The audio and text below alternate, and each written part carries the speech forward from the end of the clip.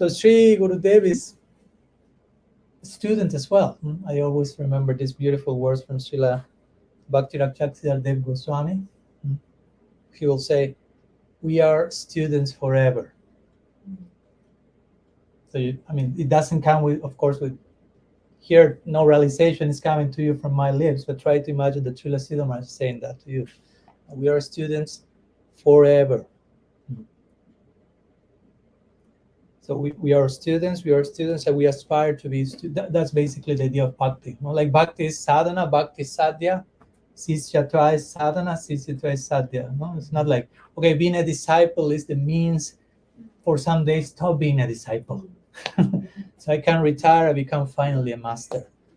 That's not the idea. The more disciple I am, the more I start to relish the rasa of being a sisya, so to say. And as I like to put it, to be a guru basically means to remain a disciple, but from a different seat.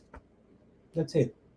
It's not that the guru is, oh, now I'm guru, I don't have to be disciple anymore. I remember I was talking a few days ago, as I already told some of you, with Sri Radhanath Maharaj. He was kind enough to tolerate me for 3 hours and a half. That shows his capacity for tolerance, his sadhutva.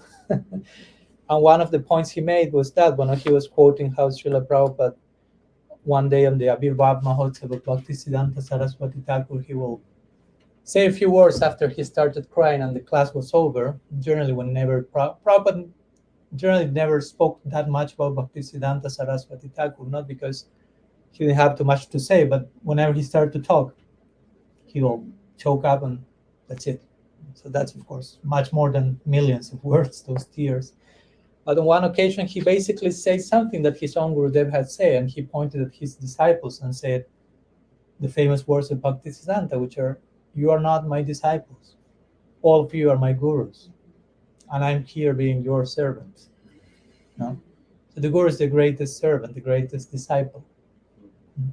Once I was talking with one sadhu who is a guru, and I was inquiring, like, how do you deal with being a guru?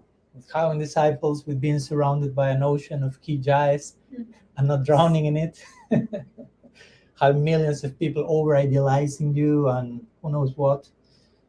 And he told me, he's a disciple of Srila Prabhupada, and he told me, I see that everyone in the same line, I see every one of these disciples that come to me is sent to me by Srila Prabhupada to further engage me in Prabhupada's service.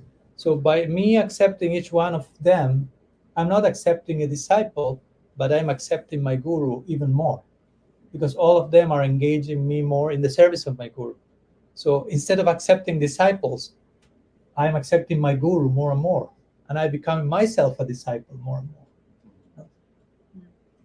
That's the only way I will say to survive in the service of acting as Sri Guru.